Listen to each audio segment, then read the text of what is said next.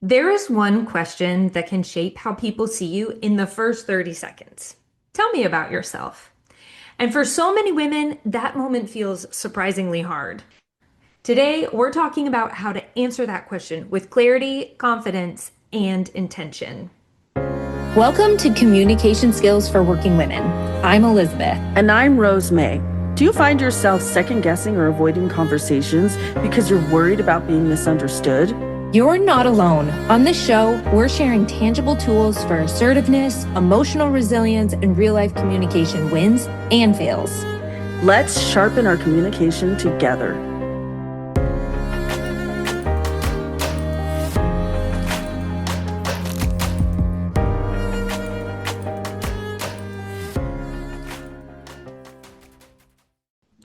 If you've ever second guessed how you introduce yourself or felt like you undersold what you do, this episode is for you. Follow the show and share it with someone who needs this. Today, we're joined by Dr. Andrea Wojnicki, an executive communication coach with a doctorate from Harvard Business School and the author of A Simple Way to Introduce Yourself, one of the most downloaded Harvard Business Review articles of all time. She coaches executives at Deloitte, JP Morgan, MasterCard, EY, and PwC, and leads executive education programs at the University of Toronto faculties of business and medicine. Her work centers on what she calls being yourself on purpose, a research-backed framework she's bringing to a book coming in spring 2027. That's coming up here, folks. She's also an Inc. magazine columnist and Fast Company contributor.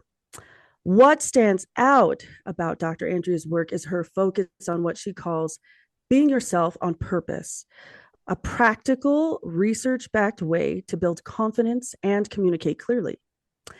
Dr. Andrea, we are so glad that you are here. I'm so delighted to be here. Thank you, Rose May and Elizabeth. Yes, thank you for joining us today. Yes. Each episode of this podcast is built off of one of three pillars: communication, connection, and thriving. And today we would love to hear about the communication aspect of introducing yourself, or tell me about yourself. So I just want to start by saying I think we get all three check marks when we're thinking about how we introduce ourselves. Of course, it's communication. It's also connecting because you're sharing yourself with others and you're thriving. So how you introduce yourself, how you perceive yourself is thriving yourself, right? And also thriving in your community. So I'm going to say we get three check marks with this episode. I agree with you. Yeah. I love it. I agree with you. Well, I think that point about thriving too kind of indicates just where you are in your journey and discovery of self, right? And maybe some self-awareness even that can be presented when we're introducing ourselves. Yeah. Let's give ourselves three check marks. Rose May, you just said one of my favorite words, self-awareness. So I could just riff on self-awareness for the next hour, but let me just say this. There are a few things that I notice about the folks that come to me for coaching that distinguish the most effective, successful leaders from the ones that are less so. And one of those things, I would say in the top two kind of criteria or traits of these people that distinguish the more successful versus the less successful is self-awareness. It's really self-awareness and having a growth mindset. So everyone that comes to me has a growth mindset, right? They're like, I need to learn about this. I'm going to make an effort and it's going to make a difference. This is the growth mindset. The self-awareness actually can be learned, right? It's about being internally self-aware. So being conscious of your thoughts, your feelings, even your physicality, but also externally self-aware. And this is where the communication comes in. So being aware of what's going on around you, being aware of the impact that you're having on other people and how they're perceiving you is critical. And one of the, if not the most direct way that you have of influencing or reinforcing how other people are perceiving you is with your self-introduction, right? Because these are your words from you about you. So it doesn't get any more direct than that. So the stakes are high. Right. Absolutely. For sure. In your Harvard Business Review article, you talked about the framework present, past, and future. Yeah. Can you share that with us? Sure. So let me just back up for a minute. So I'm now on podcast episode, I think 212, something like that. But this was way back. I was maybe podcast 86, something like that. I was getting questions from a lot of my clients. By the way, not just like the junior and middle manager folks, but even the most senior, seasoned, and successful folks.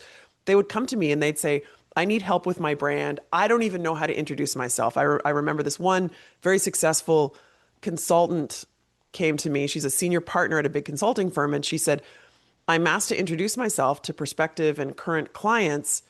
And I don't know what to say because I've consulted in every industry, every function. I've done marketing, finance, M&A, retail, on and on and on. And I think I know what my strengths are, but I don't know how to talk about them. And I'm tired of feeling tongue-tied and telling them whatever your problem is, I can solve it. Like, I don't know how to introduce myself. So I developed this 3-point self-introduction framework. I turned it into a podcast episode.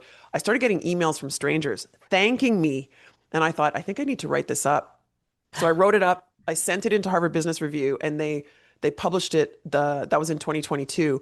They published it the following week, and then the next year in 2023, it was one of the 3 most downloaded articles on hbr.org, which is a great honor. But the reason I think there are a couple reasons why this article and the podcast episode are so popular. By the way, I can provide you with a link to the article so you can put it in the show notes. But the reason I think that it gets so much traction, there are many reasons. So one of them is this is a common context that we find ourselves in, right? Whether someone asks you to formally introduce yourself or someone says, tell me about yourself, right? Mm-hmm. We often, personally and professionally, need to introduce ourselves, right? And like I said before, the stakes are high because this is the most direct way you have of reinforcing your identity. They're your words from you, about you. There is a reason to feel nervous or anxious because first impressions are really important, right? So even as I'm saying that, I can feel the adrenaline in my own body, like, oh, and we all know the feeling when you're in a meeting, whether it's virtual or in person, and the meeting leader says, let's go around the table or around the screen and introduce ourselves. Every networking event. Yeah. Yes, right. I would rather scratch my eyeballs out with glass. Seriously. It's so like anxiety inducing and also just, I don't know where to start. So including, this goes for me too, by the way. Still, when I hear the words, let's go around and introduce ourselves, I still, and then I go, oh, I have a framework for that. This is so validating. Wait, I already solved this problem. It's funny. I've solved this problem for thousands of people. Yeah. So it's like a quick, oh no, and then, oh yay, I have a framework. So I used to start ruminating right away. I would be, what am I going to say? And then you half listen to what other people are saying. Oh, she said something personal. Should I say something about my family?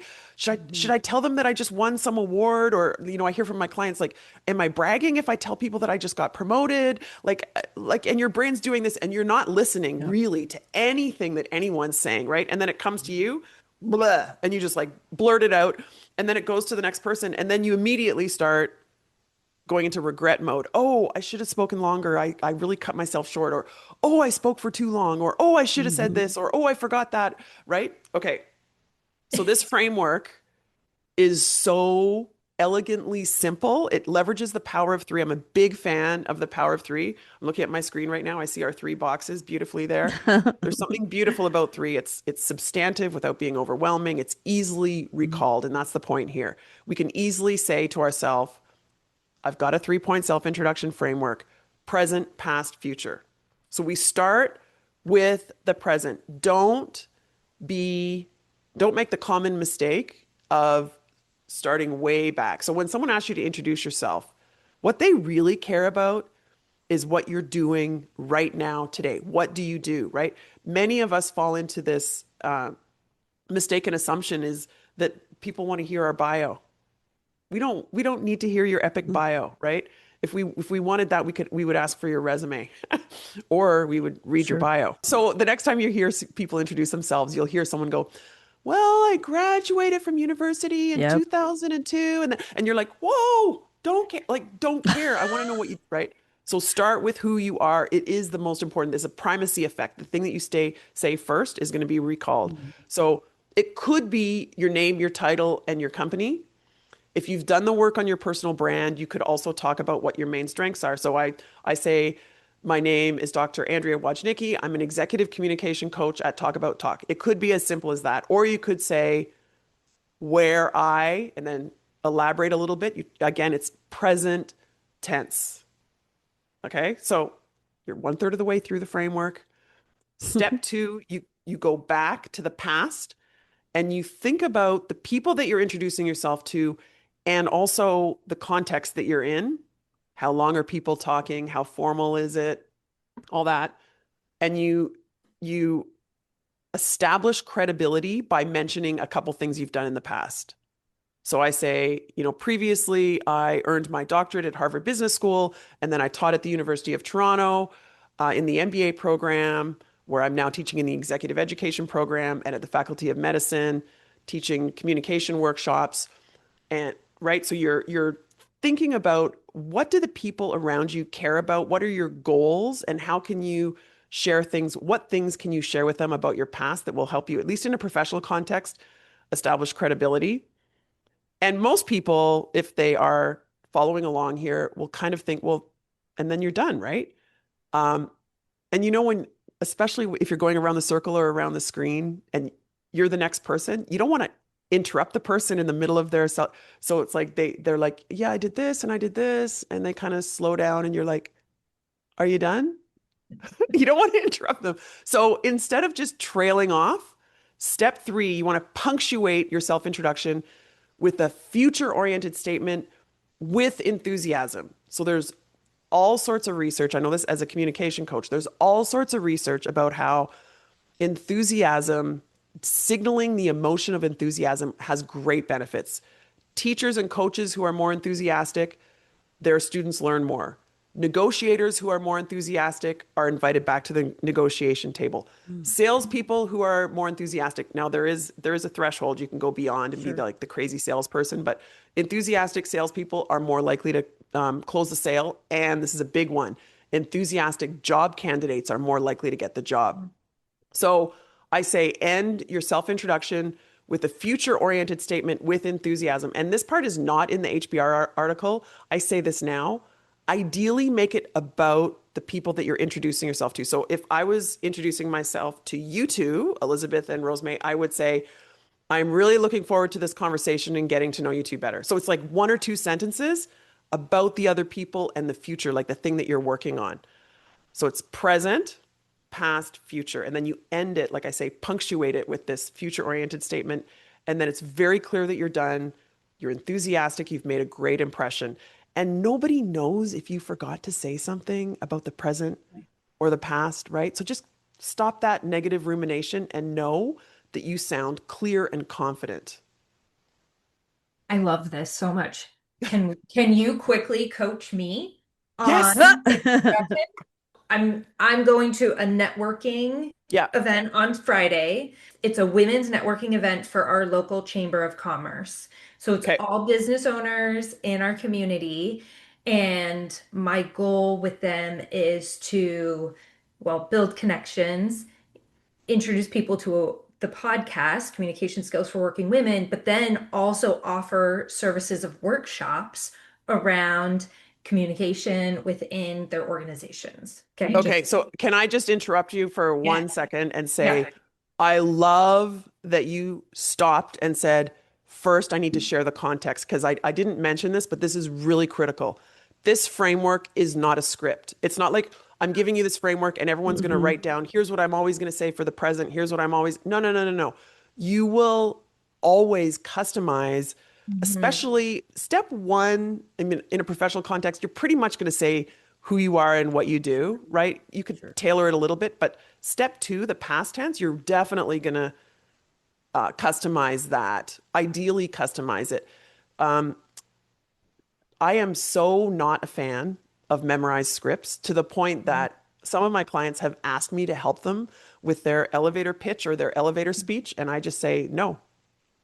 And they're like, what do you mean? No, I don't want to get a different coach for this. And I said, you are not well served to have a memorized elevator speech because two reasons. One, it sounds rehearsed because it is. Yeah. And two, it is not optimized because it's not customized. Right. Right? Okay. So the When fact that you said, here's the scenario, thumbs up, okay. Elizabeth. Yeah. Question for Well, you. to me, that goes back to that self-awareness, right? Like awareness of who you're speaking to and all the Yeah. things. Okay. Yeah. What, So, sorry, I just have a really quick question along those lines then. For our listeners who are experiencing things like social anxiety or neurodiversity, like how would you advise someone in those types of situations where maybe a script would be really helpful, right? But then the uncertainty of having to contextualize something might be a little bit it might be difficult. Great question. So I have two answers for that. One is you can take the time, and this is some of the work that I do with my clients. I encourage you to take the time to brainstorm, maybe even write it down or create a document where you have what could I say about the present? Like, what is it that I do? What are my strengths?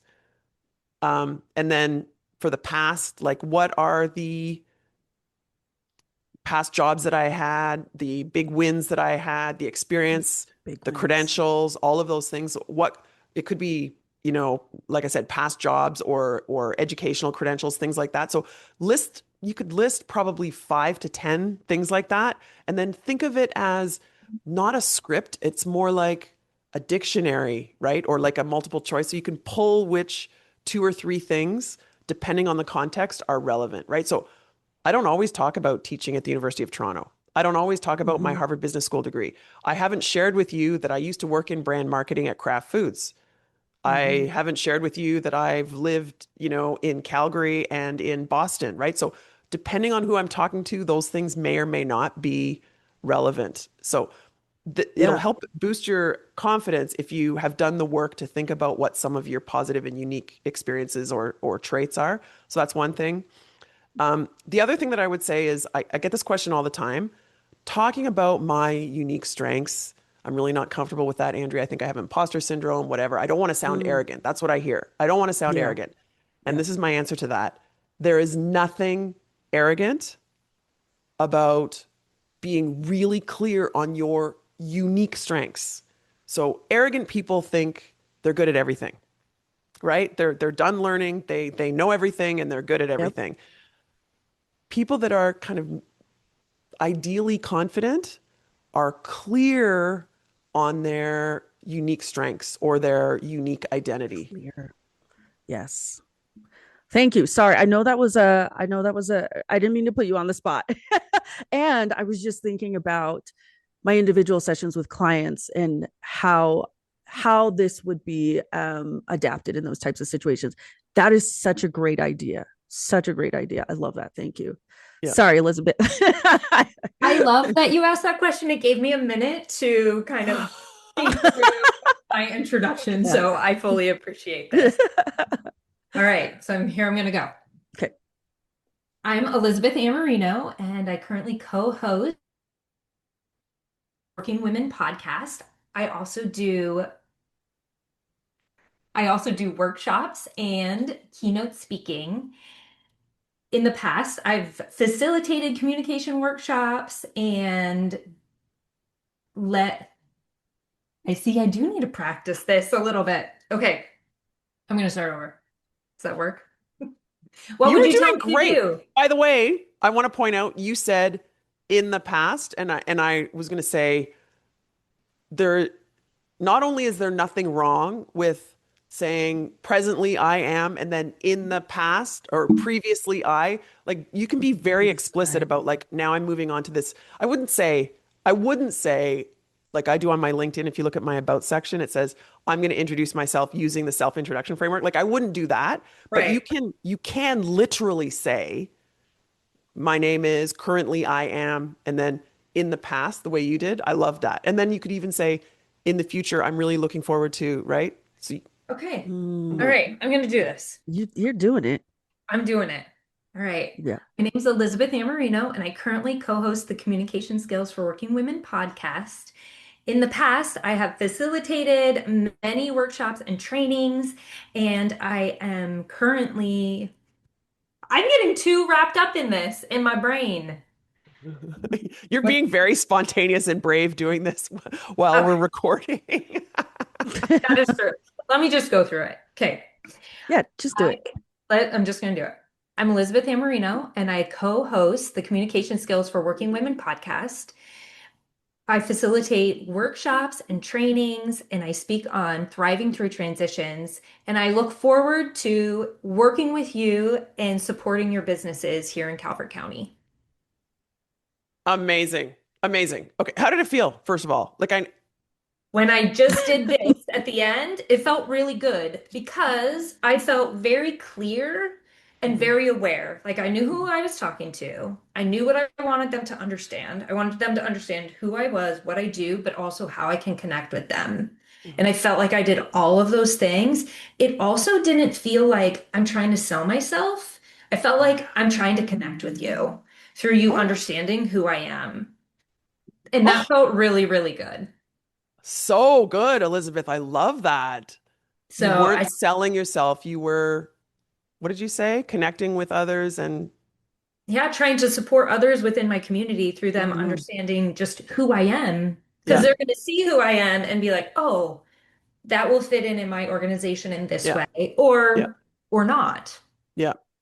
So I think that you're like I would give your self-introduction there an A. Like there's I can say, well, if this was going on, you could do this, if whatever. Right. Um, the real magic happens if you can be, by you, I mean everybody, Mhm. can Right. be self-aware enough that when you know the question is coming around to you to introduce or the opportunity to introduce yourself, to really be conscious of what's my goal here, right? Yeah. Like, what's my goal here? And it could just be, I want people to know about my podcast. Right. So in which case, my name is, I, this is my job where my co-host and I have this amazing podcast that's growing. It's called blah, blah, blah. And you could say it's available on Spotify, Apple, YouTube, blah, blah, blah. And then you go into the past and you say, so I'm taking my facilitation skills from these previous positions that I had, right? I'm just using this as an example though. Um, I, I think you sounded very eloquent. The other thing that I hear from people that I think is true is that when you have a framework, it distracts you from your anxiety or your nervousness, right? So instead of Yeah. thinking, Uh-huh. like, I know it works for me because I feel, Mhm. even though I'm an extrovert, I still feel the anxiety. And then I remind myself of a framework. And then I'm thinking, so what am I going to say for the present? And my brain is thinking about what I'm going to say as opposed to, gosh, my heart is pounding Right. fast. Mhm. Right. Mhm. Mhm. Yeah. Yeah, Elizabeth, thank you for being vulnerable enough to do that. Elizabeth often takes the vulnerable steps Does on her she? show, and then I'm the one that makes meaning out of it. I don't know. It's a good partnership, I guess. But you're definitely doing the braver of those two things. Anyways, I appreciate that and that you're doing that. And I think that one of the things that stuck out to me as you were going through that is this process. Like that was a process for you, Mhm. right? You started over a couple times, and I think that it's important to recognize like we may not always have the perfect answers right off the bat, right? We can take the time to figure out, choose from the list, or figure out like what it is that who we're connecting with and how we Yeah. want to connect. And so I just thought that was a really great example in real time of working through that and being able to put all of that together. So awesome. Thanks. I agree. You're A welcome. plus, A plus. A plus, Um, A plus. the two challenges that folks tell me they have are remembering to use it. But I can't imagine now that you've learned this, and especially for you, Elizabeth, now that you've tried it once, the next time you hear those words, like tell me about yourself, or let's go around and introduce ourselves, I think you're gonna, like I do, feel the anxiety and then be like, oh, I have a framework, right? Yeah. Um, Yeah. the other challenge that many people fall into is the chronology thing. They forget that it is not chronological. So again, remember, you start with who you are and what you do. Start with who you are and what you do. And I'm going to add this point. I could just riff on this all day. Especially, so I do coach a lot of very talented entrepreneurs, like I would say you two are.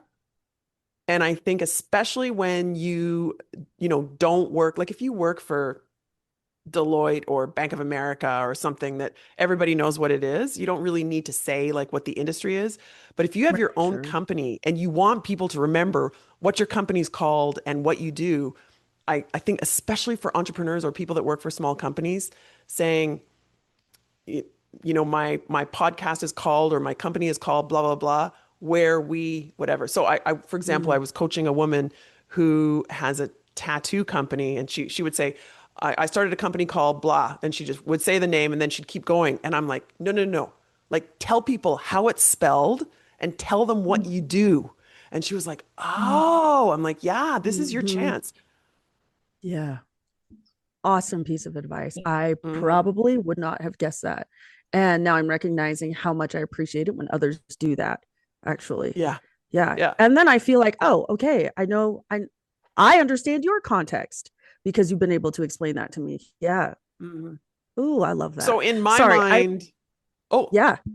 Go ahead. I was going to say, in my mind, talk about talk should be crystal clear to everyone what it is, right? But I can't assume that. So I say I'm an executive communication coach at Talk About Talk, where I coach ambitious leaders to communicate with confidence and credibility so they can achieve their career goals. And depending on who I'm talking to, I could say like you, right? So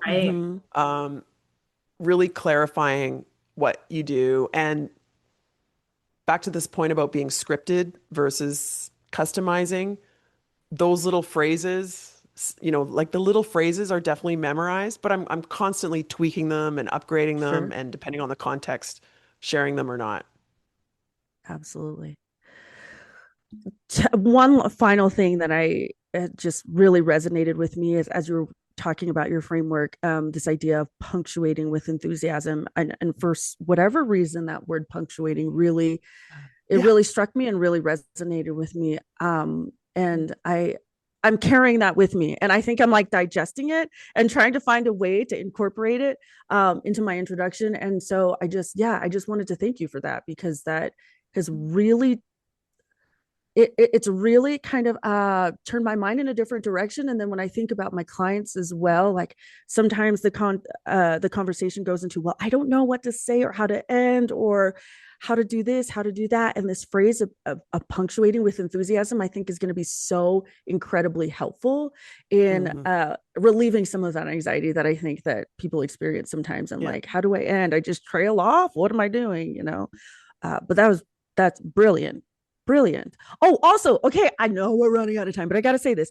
The fact that you received feedback and then said, I'm going to do something with this feedback, and wrote an article and had it published in Harvard Business Review.